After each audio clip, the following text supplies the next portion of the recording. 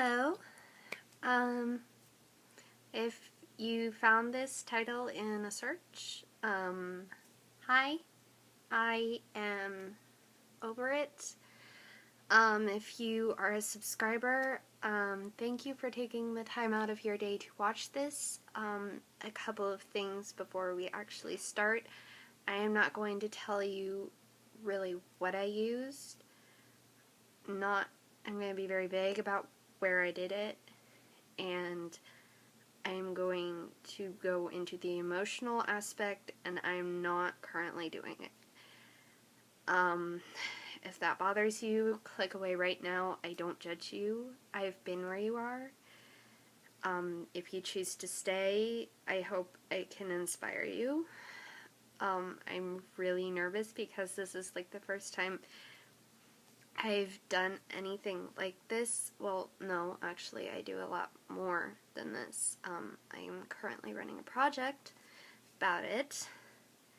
What is it that I'm talking about? Well, if you didn't see the title, which is somewhere around the screen, this is a video about my story with self-harm and my advice to you. Take it or leave it. It's up to you. I'm just giving you what I've found helps me and what's helped my friends and friends who have been through it too. And also I'm trying to be really quiet because I'm scared my parents are listening. So I started when I was 15, and for me, it just got progressively worse as I got older and time went on. I started on my thigh, and I started really light. Like, I didn't do hardly anything. I may have made my leg raw, scratching it, but to me, it wasn't about making a mark, or it was just about getting rid of all that pain, because at the time I was really frustrated with where I was in life. I was frustrated with my body. I was dealing with anorexia at the time.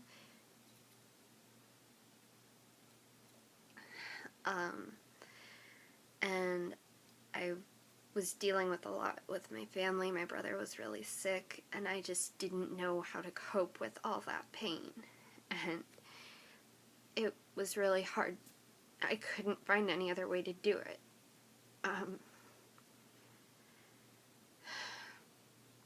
And that continued on until I was 16, and then it got worse. I found something I really liked. What I found was basically a staple puller. I would take it to my arms because it was winter time, and I was dealing with a lot of body image issues at the time, and it made things better, but it didn't. It only worked for a little while. I was dealing with so much with my family, with my brother, with me, how I looked, what I was discovering about myself, how much I weighed. That really played a big deal into how I did what I did. It got better for a little while after when spring finally came, but then summer came, and I had come to terms with what I was discovering about myself. But then my parents found out, and needless to say, they did not react to it well. I tried to stay strong. I let Anna come back before I even tried self-harming again. But, eventually I did do it again. I found a staple puller, and I would keep that and some Band-Aids with me. And then I just did it because whenever they did stuff or said stuff, it made me feel better. Like, their comments didn't hurt me, and I swore I didn't have a problem. But I did. And anyone who thinks they don't is kidding themselves. And it got worse in September because my friend, her mom, forced her to abandon me. And at that point, she was all I had. And so when she left me, I didn't know what else to do. I hid in a closet, and I took a pocket knife to my arm, and I tried to end my life. I don't hold anything against my friend. She was just doing what she had to do. She's going through a lot of what I went through right now. And Cass, if you're watching this, I don't hate you. I was mad at you, but I never hated you, and I just want you to find peace. And for the longest time, I would just cut whenever I didn't know what to do. It kept me going. It made me feel something because I was so dead inside.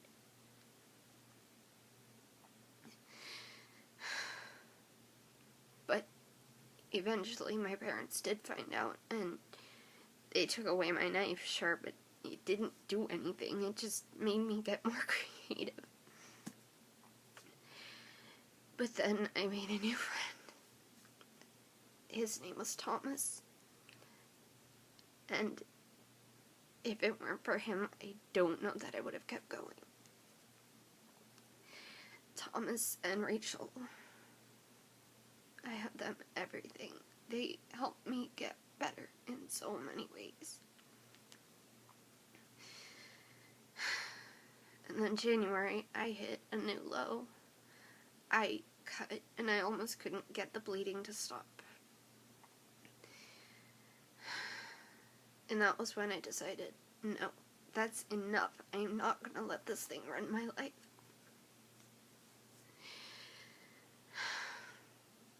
And that was when I finally found a doctor, and I finally got some help, because I was too far in to be able to get out on my own. And what really helped me to stop was music and writing. If it weren't for music and writing, especially Big Time Rush, I owe Big Time Rush. They saved me that day in the closet. And I just want them to know that they mean so much to me. But then I built a project around it and sharing my story just to help other girls. And somehow I got on the subscription list for Teen Vogue. My mom didn't put me on it. My grandmother didn't put me on it. I didn't put me on it. But I was flipping through the May issue, and I found an article about self-harm. And this article infuriates me. It basically just tells girls, oh, well, this is what other girls are trying. Here, why don't you try it? It doesn't give them resources. It just gives them cold, hard statistics, and it doesn't give them alternatives. It just tells them about girls who did it and found release in it. It doesn't do any good. And what really made me mad was this stupid photo. Like a little frowny face is going to make it seem less scary. It is a scary thing, and it is a big deal. You can't just play that away with a dumb little frowny face. You have to give girls help. You have to give them statistics. You have to give them reasons why not to do it. And you have to give them alternatives. I guess the bottom line here is I am seriously considering writing a very strongly worded letter to Teen Vogue. And don't be afraid to ask for help. If you're going through something, don't be afraid to ask for help. Don't be afraid to Google help. Don't be afraid to ask people online for help. I mean, don't go meet some stranger that's not going to do anything but get you kidnapped, probably. But another thing that really helped me was Twitter and my fandom. If it weren't for Twitter and my fandom, online was how I healed with my friends.